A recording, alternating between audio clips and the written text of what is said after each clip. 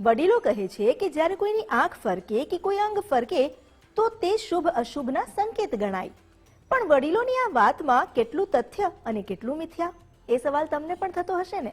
આમ તો આપણા શાસ્ત્રમાં આ વાતનો જવાબ આપેલો છે. સામુદ્રિક અને શુકન શાસ્ત્રમાં કેટલાય સંકેતોનો ઉલ્લેખ છે.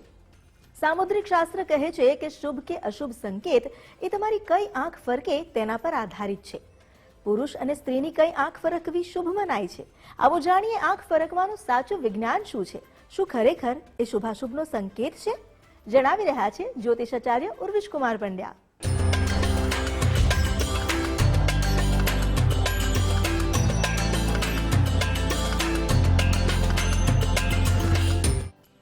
ओम नमो सूर्येभ्यो जय पृथिव्यां जय खामन्नमिख वहतेभ्यो दश प्राचीर दश दक्षिणा दश प्रतीचिर दशोद्वेशिर दशोद्वाह तेभ्यो नमो असुतेनो वन्तु तेनो मृडयन्तु ते जन्विक्मोजश्चनो द्विष्टितमेखां जम्बे दद्मः. नमो नमः. તમારા બધાનું સ્વાગત કરું છું આધ્યાત્મિક મહાશક્તિમાં. શુકન શાસ્ત્ર અને સમુદ્ર શાસ્ત્રના આધારે આપણે ઘણી વખતે ઘરમાંથી બહાર નીકળતા હોઈએ ત્યારે પણ આપણે શુકન થયું કે અપશુકન થયું એ વિચારતા હોઈએ છીએ. એ છે કે શુકન અને અપશુકન આપણા જીવન સાથે વણાયેલું છે અને એને જ્યારે વિચાર કરીએ ત્યારે જો રસ્તામાંથી બિલાડી આગળ આપણા પસાર થાય છે તો આપણે ત્યાં અટકી જઈએ છીએ. અને શાસ્ત્રોમાં એવું સ્પષ્ટ રૂપે કહ્યું છે કે જો માર્જાર એટલે કે બિલાડી ત્યાંથી જો પસાર થાય છે તો 11 ઊંડા શ્વાસ લીધા પછી આગળ વધવું જોઈએ. પણ આમાં ક્યાંય પણ અંધશ્રદ્ધા નથી. કેટલાય વિદ્વાન પુરુષો દ્વારા જીવનની તરાહોને સૂક્ષ્મ રીતે જોયા પછી જ આ તારણો નક્કી કરેલા છે અને પછી એના પરિણામો પણ જોયા છે. અને એ કાગનું બેસવું અને ડાળનું તૂટવું એવો સંયોગ દર વખતે નથી જ હોતો. અને એટલા માટે સામુદ્રિક શાસ્ત્રના આધારે શુકન શાસ્ત્રના આધારે આ ચર્ચા થતી હોય છે. તો અહીંયા આંખ ફરકવી એના પાછળનો શું આશય હોઈ શકે એ વિષય આપણે ચર્ચા કરવા માટે ભેગા થયા છીએ. તો ખરા અર્થમાં જો વિચાર કરીએ તો આંખ ફરકવી એ જો વારે વારે ફરક્યા કરે અને જો સતત ફરક્યા કરે તો એમાં શુકન અપશુકન જોવાની જગ્યાએ દવાખાનાની મુલાકાત લેવી સૌથી શ્રેષ્ઠ રહેશે. કેમ કે એ વારે વારે ક્રિયા થઈ રહી છે. ઇટ મીન્સ કે શરીરના અંદર કોઈ પણ તત્વ ઓછું થઈ રહ્યું છે અને એ શરીર સંકેત આપી રહ્યું છે. પણ અચાનક એકાદ વાર અથવા દિવસ દરમિયાન કોઈક વાર જો આ ક્રિયા થઈ રહી છે તો એના પાછળ કેટલાક કારણો હોઈ શકે છે જેને આપણે શુકન કે અપશુકનમાં કન્સિડર કરી શકીએ છીએ. જેમ કે સ્ત્રી પુરુષના શરીરના અંદર ભેદ એકમાત્ર એટલો છે કે સ્ત્રીનો વામાંગ ભાગ સૌથી વધારે પ્રબળ છે એટલે કે ડાબો ભાગ અને પુરુષનો દક્ષિણ ભાગ છે એ સૌથી વધારે પ્રબળતા ધરાવે છે. કેવી રીતે કહી શકાય? જો આયુર્વેદની આધારે વિચાર કરીએ તો જે સ્ત્રીનું લેફ્ટ માઇન્ડ છે એ ભાવનાઓ સાથે સજ્જ છે. અત્યારે આધુનિક સમયમાં એવી સંશોધનાત્મક સિદ્ધિઓના કારણે આપણે એવું સમજી શક્યા છીએ કે બંને મગજના ભાગોમાંથી એ વ્યવસ્થા જોવા મળે છે કે ભાવનાઓ દરેક જગ્યાએથી સ્ત્રવિત થાય છે. એટલે કેવળ ડાબા ભાગને જ આપણે ભાવનાત્મક રીતે જોવા જઈએ એવું નથી, પણ બહુધા મોટા ભાગે જ્યારે વિચાર કરીએ છીએ ત્યારે આ ક્રિયા જોવા મળતી હોય છે. અને સ્ત્રીઓનું જે લેફ્ટ માઇન્ડ જે સૌથી વધારે એક્ટિવ હોય છે એના કારણે થઈને ભાવનાઓ સૌથી વધારે એમનામાં જોવા મળે છે. તમે જુઓ, શાસ્ત્ર એવું સ્પષ્ટ રૂપે કહે છે કે બેન દીકરીઓએ સ્મશાનમાં જવાની જરૂર નથી. પાછળનું કારણ શું છે? લેફ્ટ માઇન્ડ વધારે એક્ટિવ હોવાના કારણે, ભાવનાઓ વધારે પ્રબળ હોવાના કારણે અને આવનારી જનરેશનને એ કંઈક આપવાના છે પોતાના ડીએનએ તરીકે, ત્યારે એ ભાવનાઓ શરીરમાં પ્રબળ થાય તો આવનાર સંતાન ઉપર અસર થઈ શકે છે. કદાચ જો ગર્ભવતી સ્ત્રી ના હોય તો પણ એની વિચાર ક્ષમતા એટલી પ્રબળ થઈ જાય છે કે એ વારે વારે દ્રશ્ય એના અંદર ફર્યા કરે છે અને એના કારણે પણ એની ભાવનાઓમાં ક્યાંક મનોવિકાર આવી ના જાય એટલા માટે શાસ્ત્રએ એમાં ના પાડી છે. તો કારણ શું છે? જ્યારે સ્ત્રીનું ડાબું અંગ ફરકે છે તો એ શુકનમંતુ ગણવામાં આવે છે.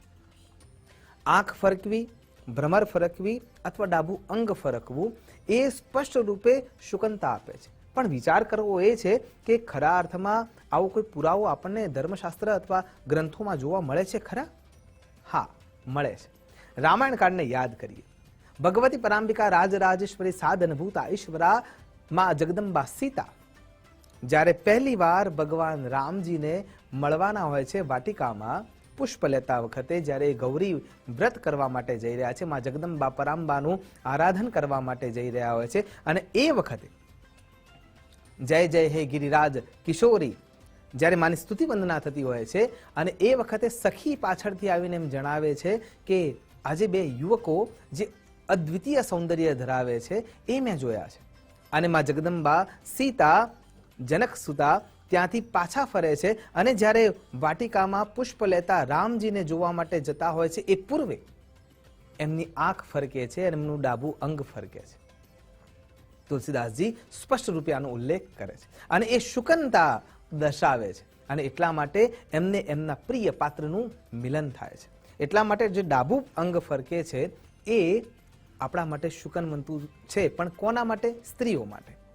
અને ડાબી આંખ ફરકે છે એ લાભ શું આપશે? જો કોઈ અયોગ્ય કાર્ય આપણને બાધક કરી રહ્યું છે તો હવે સુયોગ્યતામાં પરિણમિત થવાની શક્યતા છે. તમારી ચિંતાઓ ધીરે ધીરે દૂર થવાની શક્યતા પણ વધી રહી. એટલા માટે જો કોઈ પણ વ્યક્તિનું, એટલે કે ખાસ કરીને બહેનોનું જો ડાબું અંગ ફરકે છે તો એ લાભદાયી છે. તમારા ઘરના રોકાયેલા કાર્યો સ્વતઃ સિદ્ધ થઈ શકે એમ છે. જો નોકરી ધંધામાં તમે જોડાયેલા છો અને જો તમારું ડાબું અંગ કે આંખ ફરકી રહી છે તો એ તમને નોકરીમાં પ્રગતિ કરવા માટેનો સંકેત કરી રહી છે. અને એ જ જગ્યાએ પુરુષોનું જમણું પડખું જ્યારે ફરકે છે તો એ લાભકારી બની શકે છે. તો એમાં પણ આ જ વ્યવસ્થા છે. જો જમણું આંખ ફરકી રહી છે, જમણું પડખું ફરકી રહ્યું છે કે જમણો ભાગ ફરકી રહ્યો છે તો પુરુષોના રોકાયેલા કાર્યો સિદ્ધ થાય છે. બજારમાં જે પૈસા ફસાઈ ગયા છે એમાંથી કેટલાક અંશે એ રૂપિયા પાછા આવી શકે એવી યોગ્યતાનો સંકેત આપણને જોવા મળે છે. સાથે સાથે જો પુરુષનું જમણું પડખું ફરકી રહ્યું છે તો એ આપણને સમજાવી રહ્યું છે કે આવનારી સમયની જે સ્થિતિઓ છે એ સરળ હશે, અને જીવનના અંદર જે ઉદ્વેગો ઉત્પન્ન થયા છે એ ઉદ્વેગોનો પણ નાશ થઈ શકશે. તો આ સંકેતિક શાસ્ત્રો છે, અને આ સંકેતિક શાસ્ત્રો દ્વારા આ માપવામાં આવે છે, અંકન કરવામાં આવ્યું છે. ઋષિઓની એના ઉપર નિરીક્ષણતા પછી એમને એવું કહ્યું છે કે આ ક્રિયા થતી હોય તો અને તો જ એ લાભ આપનારી બની રહે છે. હજી થોડો વિચાર કરો. પુરુષોનું જે જમણું મગજ છે એ જમણો ભાગ છે એ લોજિકલ વધારે વિચારવાનું કાર્ય કરશે. એટલા માટે દરેક વસ્તુમાં ગાણિતિક વ્યવસ્થાને પહેલા આગળ રાખતા હોય છે, ભાવનાઓને પછી એ પ્રાધાન્યતા આપે છે, અને એટલા માટે જ ઘર પરિવારથી બહાર જઈને સૌથી વધારે એ સમય પોતાના કાર્યક્ષેત્રમાં વેડફતા હોય છે કે રાખતા હોય છે. એ વખતોમાં જ્યારે તમારી ભાવનાઓ સૌથી વધારે પ્રબળ થતી હોય છે, જ્યારે તમે લોજિકના દ્રષ્ટિએ પણ સૌથી વધારે પ્રબળ થતા હો છો, ત્યારે અનાયાસે આ સંકેતો આવતા હોય છે. અને ખાસ કરીને અનાયાસે આવેલી આ વ્યવસ્થાને જ શુકન કે અપશુકનમાં કન્સિડર કરી શકાય છે. જો પુરુષની ડાબી આંખ ફરકવાની શરૂઆત થાય છે તો સમજવાનું છે કે કાર્યક્ષેત્રમાં ક્યાંક ને ક્યાંક તકલીફો આવવાની છે. હિત શત્રુઓ તમારા ઉપર આધિપત્ય જમાવવાના છે, અને એટલા માટે એ સંકેત લેફ્ટ સાઈડના સેન્સમાંથી આવે છે કે હા કંઈક ખરાબ થઈ જવાનું છે. અને એ જ જગ્યાએ જો બેન દીકરીઓનું જમણું પડખું ફરકી રહ્યું છે, જમણી આંખ ફરકી રહી છે, જમણી ભ્રમર ફરકી રહી છે, તો પણ એ સંકેત અશુભતાનો આપે છે, અને એવું સમજાવે છે કે ક્યાંક ને ક્યાંક ગૃહ કલેશ થવાની શક્યતા વધશે. જો તમે નોકરી ધંધો કરી રહ્યા છો તો એમાં પણ ક્યાંક ને ક્યાંક તકલીફ આવવાની શક્યતા છે. તમારું કાર્ય જે અટકેલું છે એ વધારે અટકવાની શક્યતા પણ થઈ શકે છે. પણ આ બધાનો રસ્તો પણ છે. જો આ ક્રિયા થવાની શરૂઆત થાય તો નાડી શોધનથી આપણે એને બદલી શકીએ છીએ. તો 3 પ્રકારની ક્રિયા છે, સત્વ, રજસ અને તમસ. આ 3 ગુણોમાંથી જ્યારે તમસ ગુણ સૌથી વધારે પ્રબળ થવાની શક્યતા વધે છે, એટલે કે ભાવનાઓનો પ્રવાહ આપણા શરીરમાં જ્યારે વધવાની શરૂઆત થાય છે ત્યારે અચાનક આ ક્રિયાઓ થતી જોવા મળે છે. તો એક સરળ દાખલાથી વિચાર કરીએ. સત્વરસ જ્યારે તમારો પ્રબળ થવાનો નથી અને તામસ રસ તમારો જ્યારે પ્રબળ થાય છે ત્યારે સૌથી પહેલા ઉત્સાહ વધે છે, તેજ વધે છે. અને તેજને જો તમે ક્યાંક ને ક્યાંક અનુભવિત નથી કરી રહ્યા ત્યારે આ ક્રિયા થવાની શક્યતા થાય છે. તો એ તેજને બેલેન્સ કરવાની વ્યવસ્થા છે. જેમ કે આપણે શાસ્ત્ર સંમત વાત કરી રહ્યો છું, લાગે છે બહુ નાની પણ છે બહુ કારગર. જ્યારે આવી કોઈ ક્રિયા થવાની શરૂઆત થાય અને તમે એની અનુભૂતિ કરી રહ્યા છો, વેગ પ્રબળ થઈ રહ્યો છે, એ વારે વારે ફરકી રહ્યું છે, તો જેમ કે બગાસું આવે છે ત્યારે આપણે શું કરીએ છીએ? ચપટી વગાડીએ છીએ, અને ચપટી વગાડીએ છીએ તે બગાસું છે ને તામસ ક્રિયાને લઈને જાય છે, કેમ કે તમને આરામ અને આળસની ભાવનામાં લઈ જઈ રહ્યું છે. ત્યારે તમે જાગૃતતા લાવવા માટે ચપટી વગાડો છો, અને જે ચપટી વગાડો છો એ રજસ અવસ્થામાં તમને જઈ રહ્યું છે. અને એ રજસ અવસ્થામાંથી એમાં સત્વ ઉમેરવું છે, ત્યારે એ સમયે તમે જો ઈશ્વરનું નામ સ્મરિત કરો છો ત્યારે એ કન્વર્ટ થઈને સત્વ ગુણમાં પ્રબળ થઈ શકે છે. તો એક આ સામાન્ય ક્રિયા તમસ, રજસ અને સત્વ સુધી પહોંચી શકે છે. એમ જો આંખ ફરકી રહી છે તો એ સમયે ડાભ લઈ પાણીનો સ્પર્શ કરાવી કે ગંગાજળનો સ્પર્શ કરાવી જે તે આંખ ઉપર 2-4 મિનિટ માટે મૂકી રાખવાનો છે. શનિવારનો દિવસ હોય તો જે સિંદૂર વગેરે પદાર્થ આપણે જે પૂજનીય ગણીએ છીએ એ લઈ અને એનું નાનું અમથું ટીમ્પું એ આંખ ઉપર જે જગ્યાએ ફરકી રહ્યું છે ત્યાં તિલક રૂપે મૂકવાનું છે. અને આ ક્રિયાઓ કરવાથી આપણી જે આંખ ફરકવાની જે ક્રિયા છે એ અટકી શકે છે. અને એની સાથે સાથે જે અશુભતાનું સંકેત છે એ શુભતાના ચિહ્નોને સ્પર્શ કરવાથી, ઈશ્વરનું સાનિધ્ય લેવાથી, સત્વરસને પ્રબળ કરવાથી એ 100% શુભતામાં પરિણમિત થવાની શક્યતા થઈ શકે છે. આશા કરું છું શુભ અશુભનું જ્ઞાન પ્રાપ્ત કર્યા પછી એને ઈશ્વર સાનિધ્યમાં મૂકીને એટલે કે શરણાગતિ સ્વીકારીને પોતાની અમંગળ ઘડીને પણ મંગલતામાં ફેરવી શકીએ એ જ અભ્યર્થના સાથે નમસ્કાર. અસ્તુ સદા શિવોહમ. નમો નમઃ.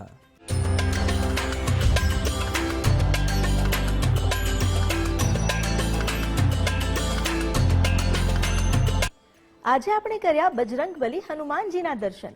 કષ્ટભંજન દેવ સૌના કષ્ટ કાપે એ જ પ્રાર્થના સાથે હાલ તપોભૂમિ ગુજરાતની આ યાત્રાને અહીં જ વિરમીએ. આવતીકાલે ફરી મળીશું અને અન્ય કોઈ ધરાના તપોબળનો મેળવીશું પરિચય. ત્યાં સુધી મને રજા આપશો. નમસ્કાર.